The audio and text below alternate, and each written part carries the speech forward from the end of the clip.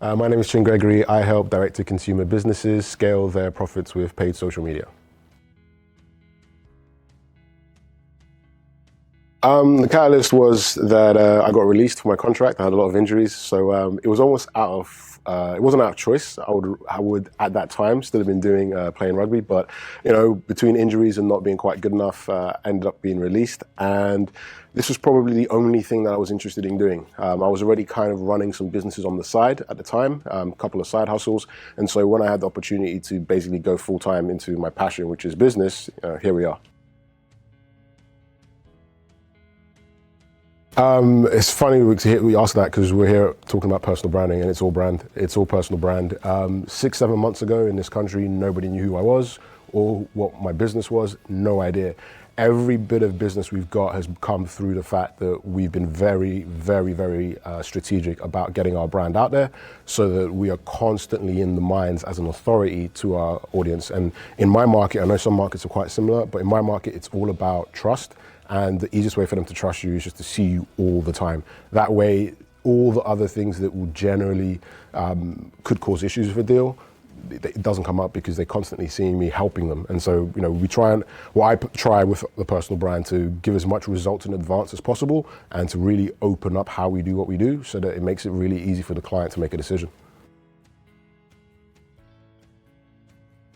I think when dealing with big brands, it's quite similar. It's pretty similar. But when dealing with owner founders, it's very different. The US, a lot more trust needs to happen in the UK for deals with owner founders to go ahead. Whereas the US, it's not as much trust needed. Whereas it's more, can you do it or can't you do it? Whereas in the UK, what I've started to notice is, even if you can do it, like, do I know you? Do I trust you? Do I feel comfortable with you? So that means that the activities we do to get in front of our clients, well, that me and my agency do to get in front of our clients, slightly different.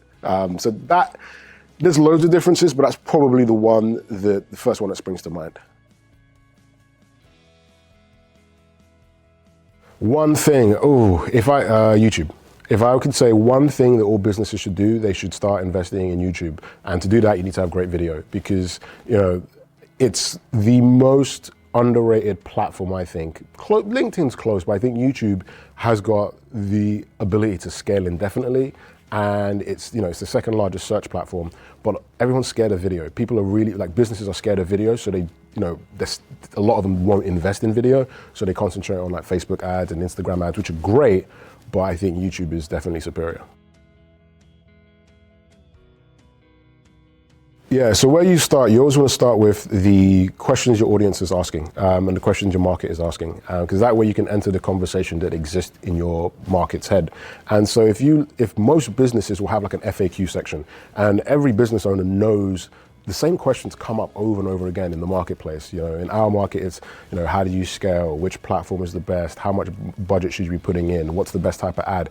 And so your content should just answer those questions, because if you could answer those questions and you just make content answering the questions that your market has, they're looking for that. They're looking for those solutions. And so when you're the first person that they see that provides that solution, that gets them into your ecosystem, and it's a lot easier from there. So it goes back to just being extremely obsessed with the customer and obsessed with the client. And if you know exactly what they want, what they're asking, just make that. Make that content. It makes it so much simpler because you don't have to think. You just say, all right, they asked this, let me answer that question.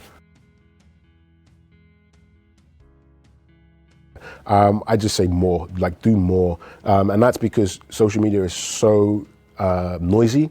And if you, let's just say, you follow 20 people on social media, your feed's full, and that's 20 people. Most people follow quite a lot of people. So, trying to make that perfect video, it doesn't matter. Very few people are going to see it anyway.